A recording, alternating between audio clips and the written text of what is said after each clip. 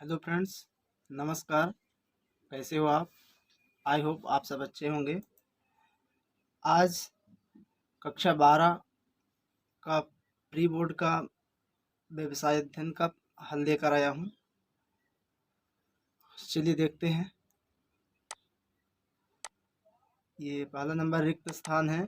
वैज्ञानिक प्रबंध के जनक हैं। वैज्ञानिक प्रबंध के जनक कौन है ये बताना है साथियों।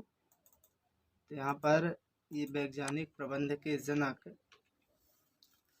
ये यहाँ पर लिख देते हैं। वैज्ञानिक प्रबंध के जनक कौन है? टेलर।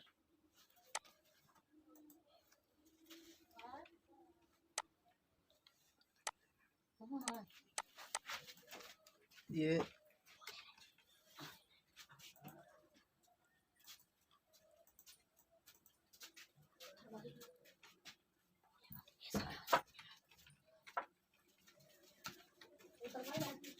टेलर हैं। दूसरा नंबर क्वेश्चन है, सार्वजनिक उपक्रमों के कुछ हिस्से को निजी हाथों में बेचना क्या कहलाता है? निजीकरण।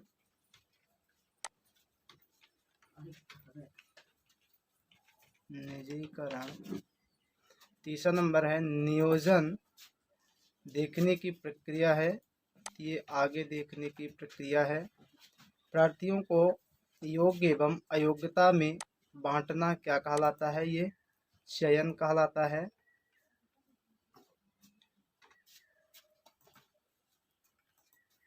यहाँ पर हो जाएगा चयन। नेतृत्व का भाग है। नेतृत्व किसका भाग है बताना है, तो ये निर्देशन का भाग है।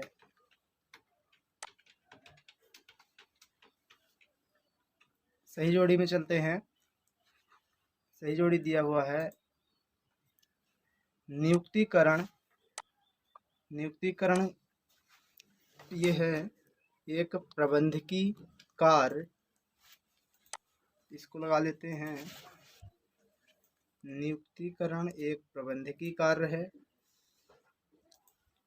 छोटू तो भैया। दूसरा नंबर है प्रबंधकीय अंकेक्षण। इसमें है ये उत्पादन व्यय, नवीन प्रतिभूति। नवीन प्रतिभूति ये प्राथमिक बाजार में जारी किया जाता है। कर्मचारी स्रोतों की खोज ये भर्ती के माध्यम से की जाती है। पुरानी प्रतिभूति द्वितीयक बाजार में जारी की जाती है। चलिए सही विकल्प देखते हैं।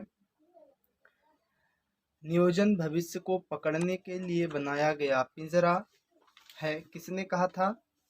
ये एलन ने कहा था साथियों।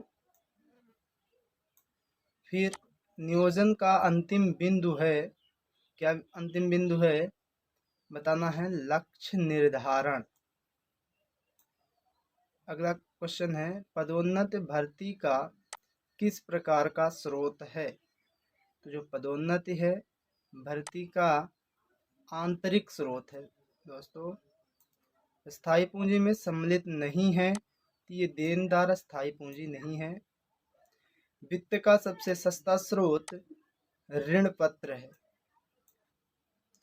आगे चलते हैं। एक वाक्य में उत्तर बताना है। अधोगामी संप्रेषण किस दिशा में होता है? ये अधोगामी संप्रेषण जो होता है नीचे की तरफ होता है। ध्यान लिख लीजिए, नीचे की तरफ। विचलन किसे कहते हैं? तो ये विचलन जो है इसको बाद में बताते हैं साथियों, इसको छोड़ दीजिए। चालू संपत्तियों का यहाँ पर साथियों थोड़ा सा ये योग है। योग इसमें थोड़ा लिखना भूल गया है। चालू संपत्तियों का योग क्या कहलाता है बताना है। तो यहाँ पर योग लिख लीजिए, क्या कहलाता है? ये कार्यशील पूंजी।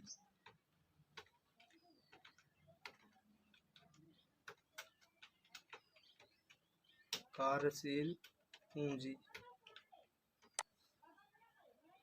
अल्पकालीन वित्तीय नियोजन कितने समय के लिए की जाती है? तो अल्पकालीन जो वित्तीय नियोजन है वो 1 वर्ष के लिए की जाती है।